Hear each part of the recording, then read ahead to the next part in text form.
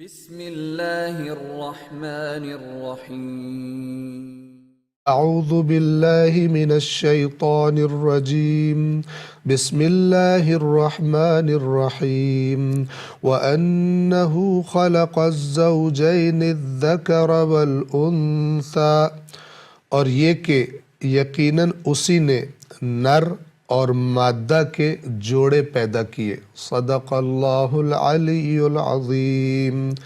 گزشتہ درس میں ہم نے خلقہ کا معنی تفصیل کے ساتھ بیان کر دیا تھا۔ اگلا لفظ ہے الزوجین۔ زوجین تثنیہ ہے زوج کی۔ توجہ فرمائیں، واحد اور جمع بنانے میں عربی زبان کا ایک فرق ہے ہماری اردو زبان کے ساتھ۔ اردو میں ایک چیز کے لیے، واحد کے لیے الگ لفظ ہوتا ہے، اور جمع کے لیے یعنی ایک سے زائد، چاہے دو ہوں اور دو سے زیادہ ہوں تو ان کے لیے الگ لفظ ہوتا ہے۔ واحد اور جمع اس کو بولا جاتا ہے۔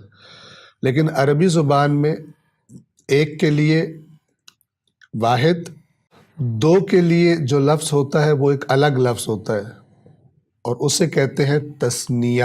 تثنیہ یعنی وہی دو کر دینا، دو چیزیں، اور دو سے زائد یعنی تین یا تین سے زیادہ ہوں تو اس کے لیے عربی زبان میں الگ لفظ ہوتا ہے۔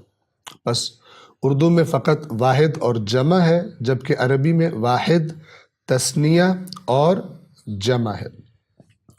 الزوجین تثنیہ ہے، یعنی دو زوج۔ لفظ زوج کے معنی کی طرف توجہ فرمائیں۔ اس کے بنیادی حروف زا، واو اور جیم ہیں۔ زوج کا معنی کیا ہے؟ وہ حیوانات کے جن میں نر اور مادہ پائے جاتے ہیں، ان میں سے ہر ایک دوسرے کا زوج کہلاتا ہے۔ مثلاً ہم اردو زبان میں کہتے ہیں گھوڑا، اور اس کے مؤنث کو کہتے ہیں گھوڑی۔ اسی طرح انسانوں میں ہم کہتے ہیں مرد مذکر کے لیے اور مؤنث کے لیے عورت۔ ان میں سے ہر ایک یعنی مرد عورت کے لیے عورت کا زوج کہلائے گا، اور عورت مرد کے لیے مرد کی زوج کہلائے گی۔ اور یہ جو ہم اردو زبان میں زوجہ کہتے ہیں، یہ مؤنث لفظ ہے، اور زوجہ سے مراد مرد کی مؤنث یعنی شوہر کی بیوی۔ لیکن جب لفظ زوج بولا جائے اس سے مرد بھی مراد ہو سکتا ہے اور عورت بھی مراد ہو سکتی ہے۔ عورت کا زوج مرد، مرد کا زوج عورت۔ تو یہ ان حیوانات میں اور انسانوں میں بھی کہ جن میں نر اور مادہ پائے جاتے ہیں، یہ اس لفظ کا اصل معنی ہے۔ بعض دیگر چیزوں میں بھی استعمال ہوتا ہے، توجہ فرمائیں۔ حیوانات کے علاوہ، انسانوں کے علاوہ دیگر اشیاء میں بھی جفت کو زوج کہتے ہیں۔ جفت یعنی جوڑا، جیسے ہم کہتے ہیں جوتوں کا جوڑا، جرابوں کا جوڑا۔ تو یہ بھی وہ چیزیں کہ جو دو دو ہوتی ہیں ان کو بھی زوج کہا جاتا ہے۔ اس کے علاوہ ہر وہ چیز کہ جو کسی دوسری چیز کے جیسی ہو، اس کی مثل ہو، اس کے مماثل ہو، اسے بھی اس دوسری چیز کا زوج کہا جاتا ہے۔ وہ دونوں چیزیں بھی جو ایک دوسرے سے ملتی جلتی ہیں، ان کو بھی ایک دوسرے کا زوج کہا جاتا ہے۔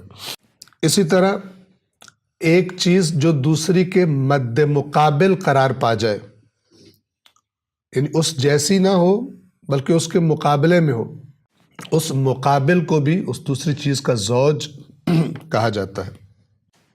مثال کے طور پر ہم سائنس میں پڑھتے ہیں مثبت چارج، پازیٹیو چارج اور نیگیٹو چارج۔ تو یہ پازیٹیو اور نیگیٹو، مثبت اور منفی، یہ ایک دوسرے کے مقابل ہیں۔ پازیٹیو چارج اور چیز ہوتا ہے، نیگیٹو چارج اور چیز ہوتا ہے، لیکن ان کو بھی چونکہ یہ دونوں جہاں بھی ہوتے ہیں جہاں پازیٹیو ہوتا ہے وہیں پہ نیگیٹو بھی ہونا چاہیے. تو ان دونوں کو بھی اگرچہ ایک دوسرے کے مقابل ہیں زوج کہا جاتا ہے. اس کے علاوہ کسی انسان کے ساتھی، اس کے ہمراہ رہنے والے، اس کے ساتھ رہنے والے، ایک جیسے کام کرنے والے، یعنی جن کے کام بھی ایک جیسے ہوں، یا کسی کی اطاعت کرنے والے، یعنی ایک لیڈر ہے باقی اس کے پیروکار ہیں، وہ جو اس کی اطاعت کرتے ہیں وہ اور ان کا لیڈر، یہ بھی آپس میں زوج کہلوائیں گے، جوڑے. ساتھیوں اور ایک جیسے عمل انجام دینے والوں کو بھی زوج کہا جاتا ہے، اور اس لفظ کی جمع ہے ازواج.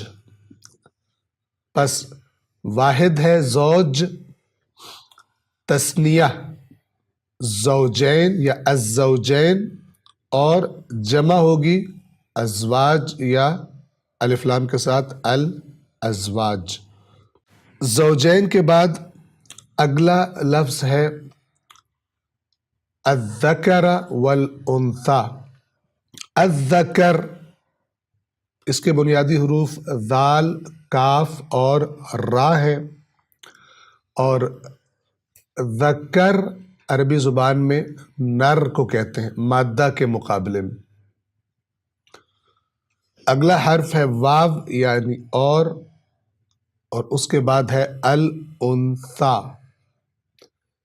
اس کے بنیادی حروف نون، ثا اور یا ہیں، اور الانثی کہتے ہیں مادہ کو. الذکر نر اور الانثی مادہ. وَأَنَّهُ خَلَقَ الزَّوْجَيْنِ الذَّكَرَ وَالْأُنثَى، اور یہ کہ یقیناً اسی نے خلق کیا زوجین کو. اور زوجین کے لفظ کے بعد ان زوجین کی تفصیل بیان کی گئی ہے. زوجین کیا ہوتے ہیں؟ الذکر والانثیٰ. زوجین میں ایک ذکر ہوتا ہے یعنی نر، اور ایک اس کی مادہ. اس ترجمے کی ہم تکرار کرتے ہیں، اور یہ کہ اسی نے نر اور مادہ کے جوڑے پیدا کیے، یعنی نر اور مادہ پر مبنی، پر مشتمل جوڑے پیدا کیے. والسلام علیکم ورحمۃ اللہ وبرکاتہ.